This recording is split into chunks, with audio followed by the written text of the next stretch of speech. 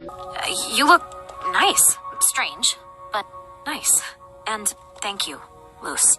You going soft on me, Blight? In your dreams. Hello everyone, welcome to Retro Brick Reviews, and welcome to part 1 of a brand new series I'm starting on this channel, where I will be designing and showcasing purist custom minifigures built using official LEGO pieces that you may already have in your collection. In this first episode, to celebrate tomorrow's release of the Season 2 finale of Dana Terrace's The Owl House, I've created 2 of the show's main characters, those being Luz Noceda and Amity Blight. I've based these figures on the episode Enchanting Grom Fright from Season 1, both because this is one of the most iconic episodes of the series, and because for both characters, these are the outfits that translate best into LEGO form using only official pieces.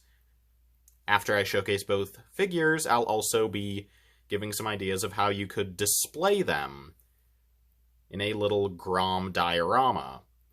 But without any further ado, let's begin, starting with our purist custom of Luz Noceda. Amity, it's okay. What if I went to Grom with you instead? Really? That's what friends do. Here we have Luz Noceda, Warrior of Peace. And I have to say, I'm really proud of how this minifigure turned out. I think Luz translates fantastically well into LEGO form, both in terms of the accuracy of her outfit and the likeness to the character in the hair and facial expression.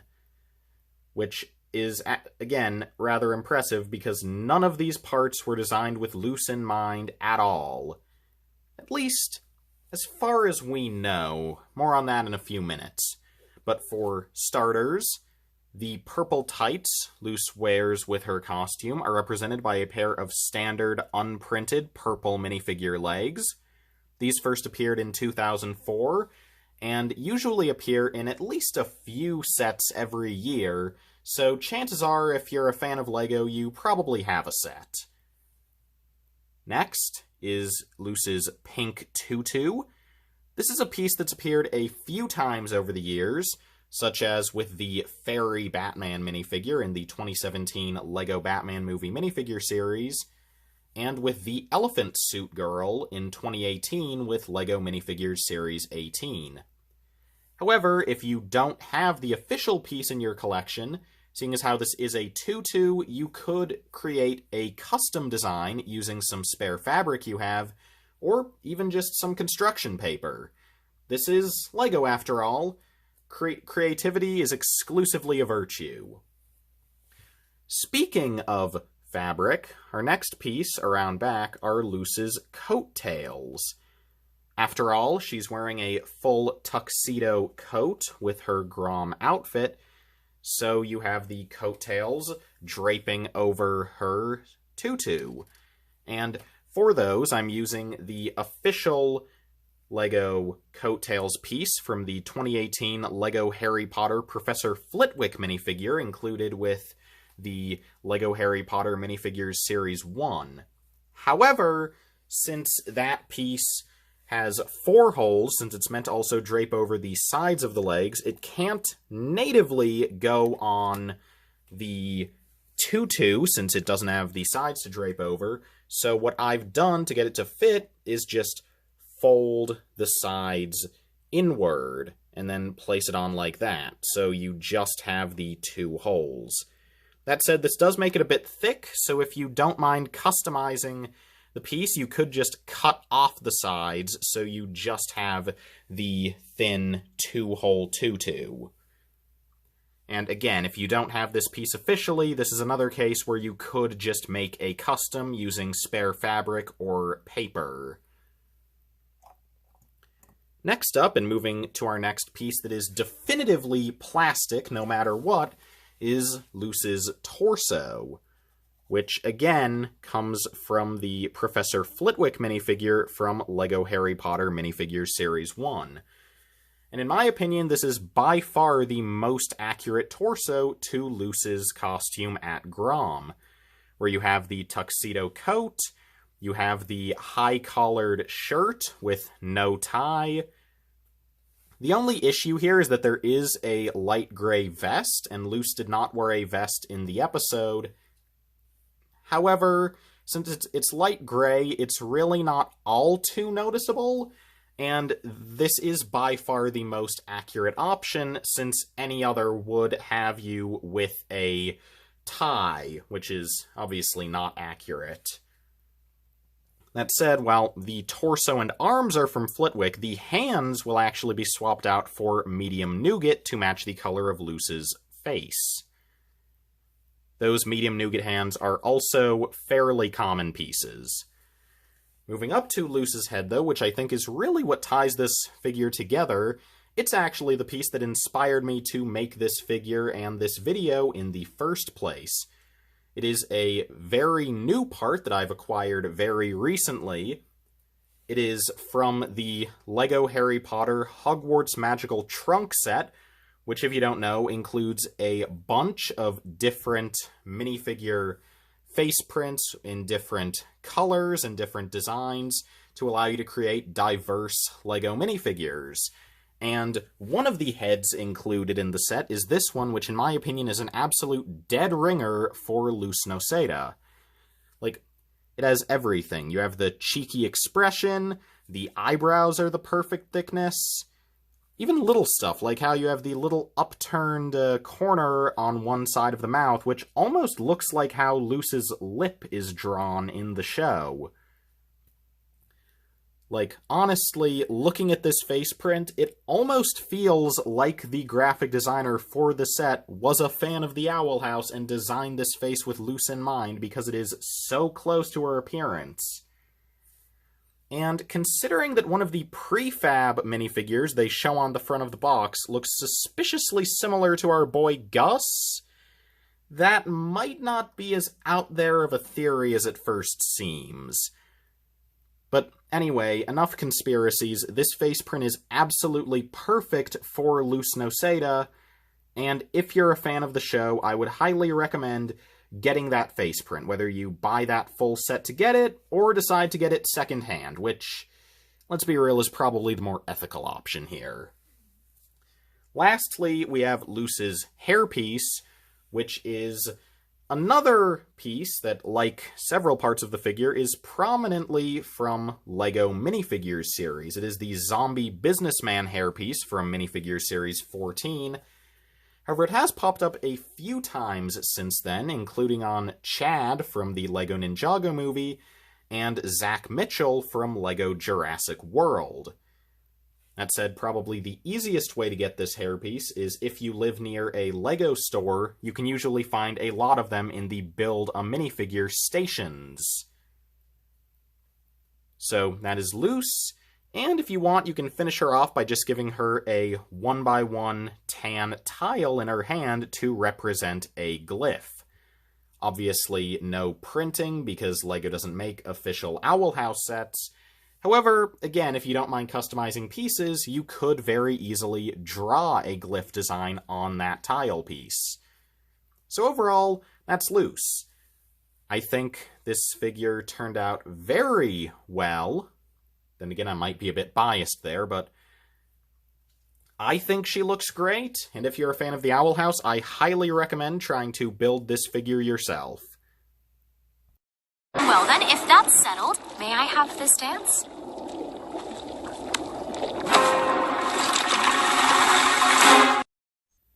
Our second and final minifigure is Luz's awesome girlfriend, Amity Blight.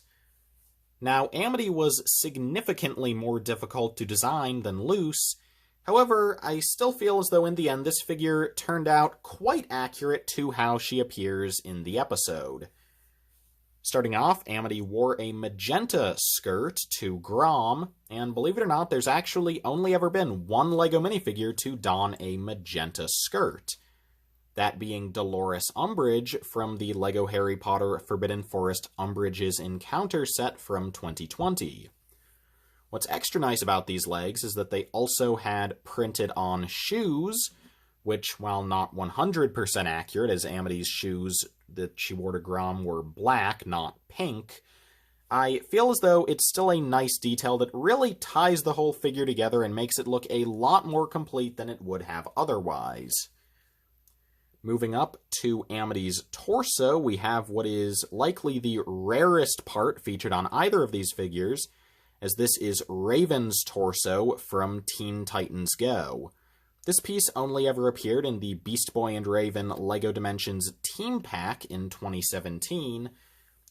However, despite it being somewhat uncommon, I feel as though it really is the definitive torso choice for Amity because you have the amulet around her neck, which is a very important detail to include, especially for a figure based on Season 1.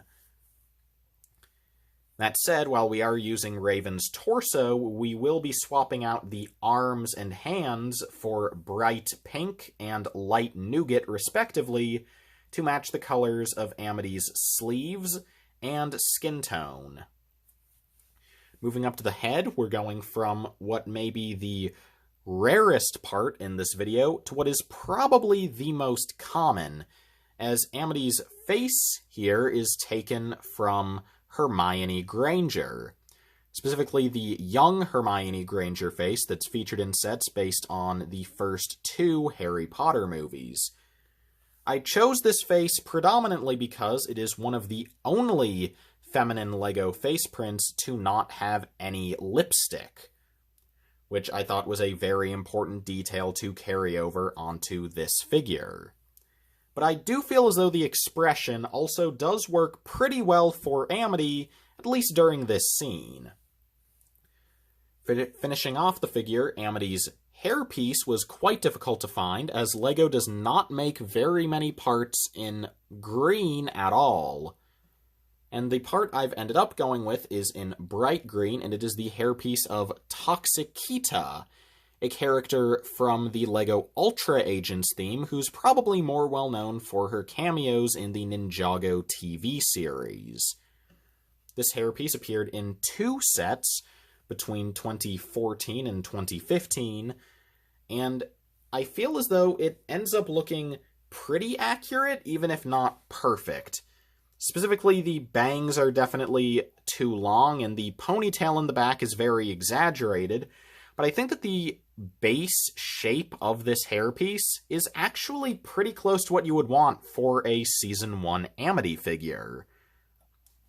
And again, if you don't mind customizing figures, this hairpiece is made of hard rubber, not plastic, meaning that if you wanted to, you could potentially sand down the bangs and the ponytail in the back to get something that looks even closer to Amity's accurate appearance. Though I do think that this looks fairly nice. That said, while this is the accurate hair color to Amity at Grom, maybe you prefer to display her with lavender hair, as she has appeared throughout the majority of Season 2. And for that, we will swap out this hairpiece for another one that's a few years old, that being this hairpiece from the LEGO Elves theme. This released in quite a few sets between 2014 and 2016, and I think from the front it looks very close to Amity's appearance at this point in the series. With the bangs and just the overall shaping of it, it looks very good in my opinion. That said, if we turn it around to the side, it does have a very long and thick ponytail going down the back, which obviously is nowhere near accurate, as Amity has fully short hair. So again, this is another piece that's made of hard rubber, meaning that again, if you wanted to have this figure and don't care about customizing your LEGO elements, you could sand that ponytail down to get something that looks more accurate to Amity's appearance in the series. That said, there's one more thing I'd like to discuss with this figure, and that is the ears. Because as you can see, this lavender hairpiece, being from the LEGO Elves theme, has pointy elf ears, whereas the green hairpiece, being for a more standard minifigure, does not have them. and I could see this being a deciding factor on which hairpiece you choose to display with the figure, as if you want the pointy ears, you would probably go with this lavender hairpiece because there is no hairpiece with pointy ears in green. However, if you do not like the pointy ears, then you might instead choose to go with the green hairpiece. As, while of course Amity does have pointy ears in the show, as do all witches, it is perhaps a bit of an odd detail to have, considering that Luz, and just in general the vast majority of standard LEGO minifigures, have no ears at all, so giving Amity pointy ears is somewhat of a weird non sequitur, especially with how exaggerated they are. So that's definitely a matter of preference. Personally, I'm not a big fan of the pointy ears, but I figured I should point that out because it could be the deciding factor in which version of this figure you decide to go with. So, now that we've gone over both minifigures, how about we talk a bit about how to display them?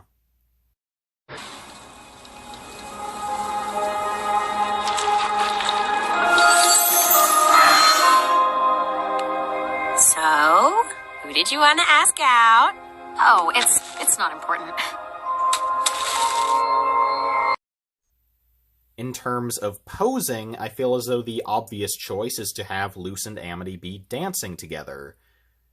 This is one fairly simple way of setting that up. And that could just be where you leave it. However, if you want to go the extra mile, you could decide to create some scenery to place them in. And therefore, I've come up with this custom design for a Grom Tree. Now, this is a fairly small build, which I think works since it's just to display two figures, and also because it is not very easy to get LEGO plant pieces in the pink and purple colors that you would ideally want for the Grom Tree. So, what I've done here is combine most of my tree branch pieces in those colors, and then top them off with a bunch of pink and lavender studs, flower pieces, and even a couple of ice cream scoops, just to create that very puffy, flowery Grom Tree appearance.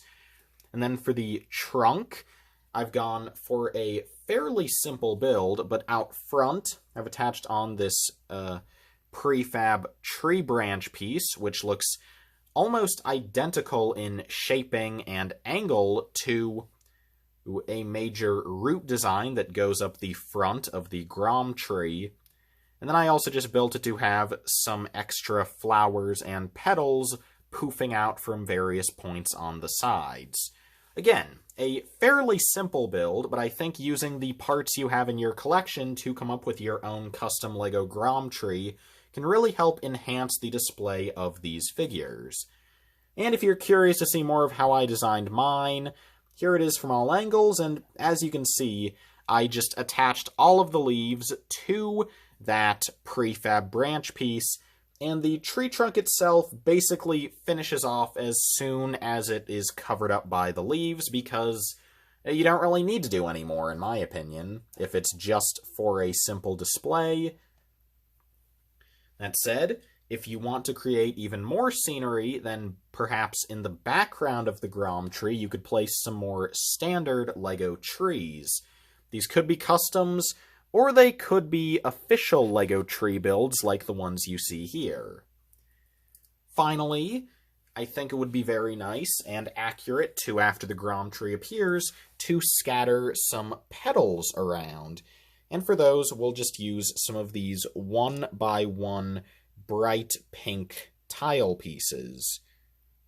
And I think that all of these look very nice around our figures. And for one final touch, we can take a single 1x1 dark pink cheese slope and place it in the background to represent the crumpled up letter Amity had planned to use to ask Luz to the Grom. And that's our display. Overall, I had a lot of fun designing these figures and this little background setup to put them in. As a fan of the Owl House, I'm really glad to have these two represented in LEGO, and if you're a fan of both the Owl House and LEGO, I hope that you enjoyed this video and might decide to create these figures yourself.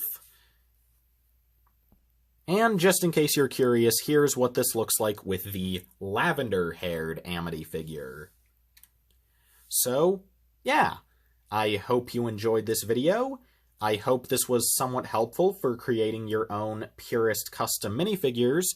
And if you like this video, feel free to comment down below of any other characters you'd like me to design in this series, whether they be more characters from the Owl House, characters from other properties that LEGO has never produced sets for, or even just characters from properties that LEGO has made sets for but just hasn't gotten around to those characters yet.